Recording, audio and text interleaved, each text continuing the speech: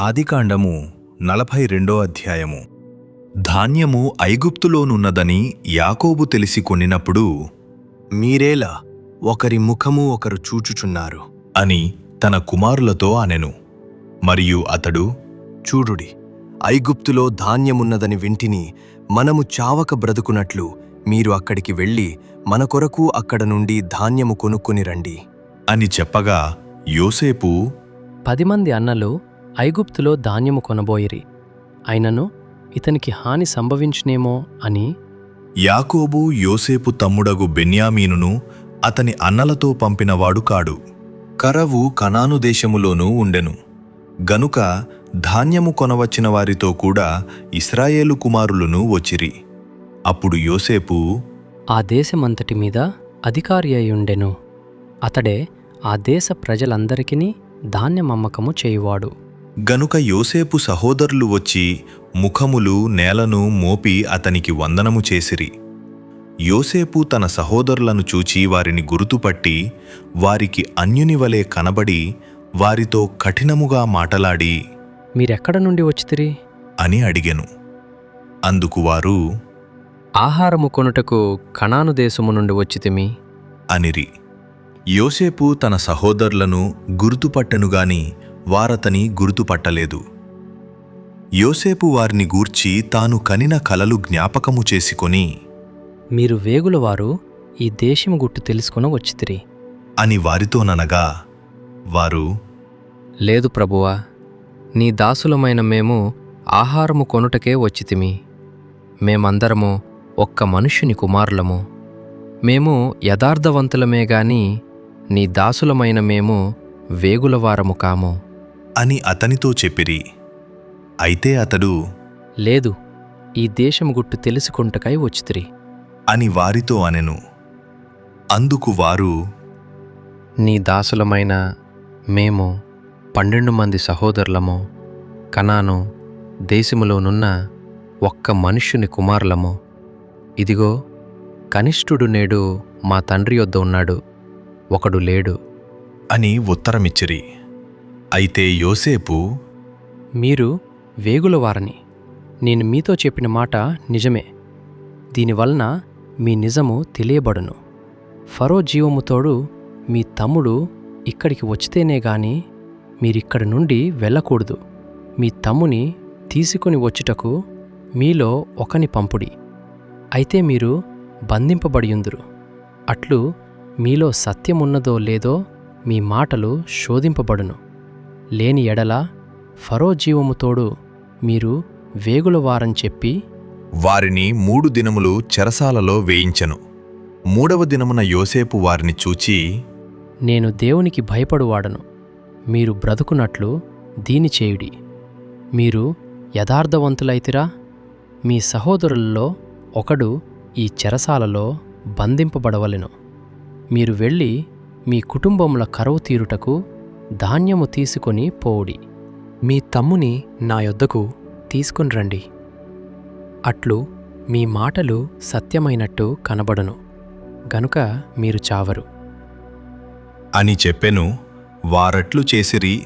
అప్పుడు వారు, నిశ్చయముగా మన సహోదరుని ఎడల మనము చేసిన అపరాధమునకు శిక్ష పొందుచున్నాము. అతడు మనలను బతిమాలు కొనినప్పుడు మనము అతని వేదన చూచియు వినకపోతిమి.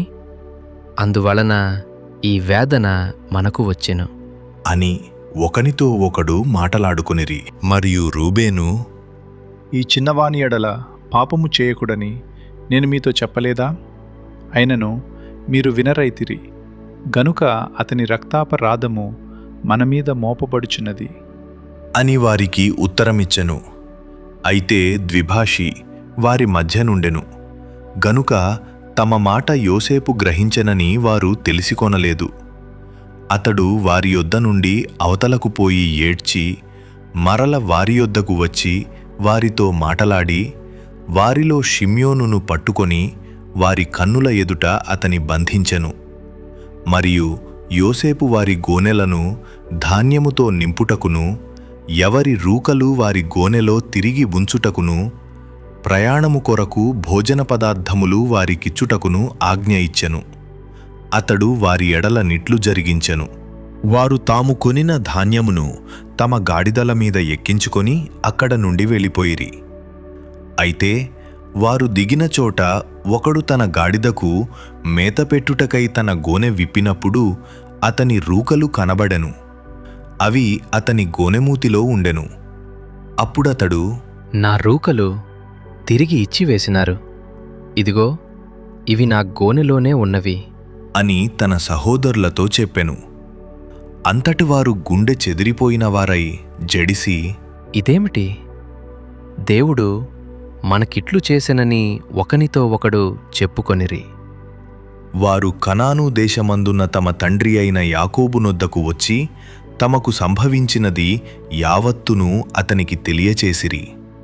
ఎట్లనగా, ఆ దేశమునకు ప్రభు అయినవాడు మాతో కఠినముగా మాటలాడి మేము ఆ దేశమును వేగుచూడ వచ్చినవారమని అనుకొనెను.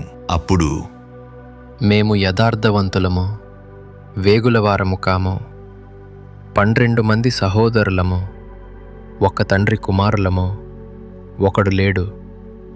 మా తమ్ముడు నేడు కనాను దేశమందు మా తండ్రి యొద్ద ఉన్నాడని అతనితో చెప్పితిమి. అందుకు ఆ దేశపు ప్రభువు మమ్మును చూచి, మీరు యథార్థవంతులని దీనివలన నేను తెలుసుకొందును. మీ సహోదరుల్లో ఒకనిని నా యొద్ద విడిచిపెట్టి మీ కుటుంబములకు కరువు తీరునట్లు ధాన్యము తీసుకొని పోయి నా యొద్దకు ఆ చిన్నవాని తోడుకుని రండి. అప్పుడు మీరు యథార్థవంతులే గాని వేగులవారు కారని నేను తెలుసుకొని మీ సహోదరుని మీకప్పగించెదను. అప్పుడు మీరు ఈ దేశమందు వ్యాపారం చేసుకొనవచ్చును అని చెప్పెననిరి. వారు తమ గోనెలను కుమ్మరించినప్పుడు ఎవరి రూకల మూట వారి గోనెలో ఉండెను. వారును వారి తండ్రియు ఆ రూకల మూటలు చూచి భయపడిరి. అప్పుడు వారి తండ్రి అయిన యాకోబు వారిని చూచి, మీరు నన్ను పుత్రహీనునిగా చేయుచున్నారు. యోసేపు లేడు, షిమ్యోను లేడు. మీరు బెన్యామీనును కూడా తీసుకొని పోదురు. ఇవన్నీ నాకు ప్రతికూలముగా ఉన్నవి అని వారితో చెప్పెను. అందుకు రూబేను, నేనతని నీ యొద్దకు తీసుకొని రాని ఎడల నా 2 కుమారులను నీవు చంపవచ్చును. అతని నా చేతికప్పగించుము. అతని మరలా నీ యొద్దకు తీసుకొని వచ్చి అప్పగించెదను అని తన తండ్రితో చెప్పెను. అయితే అతడు, నా కుమారుని మీతో వెళ్ళనీయను. ఇతని అన్న చనిపోయెను, ఇతడు మాత్రమే మిగిలియున్నాడు. మీరు పోవు మార్గమును ఇతనికి హాని సంభవించిన ఎడల నెరసిన వెంట్రుకలు గల నన్ను మృతుల లోకములోనికి దుఃఖముతో దిగిపోవునట్లు చేయుదురు అని చెప్పెను.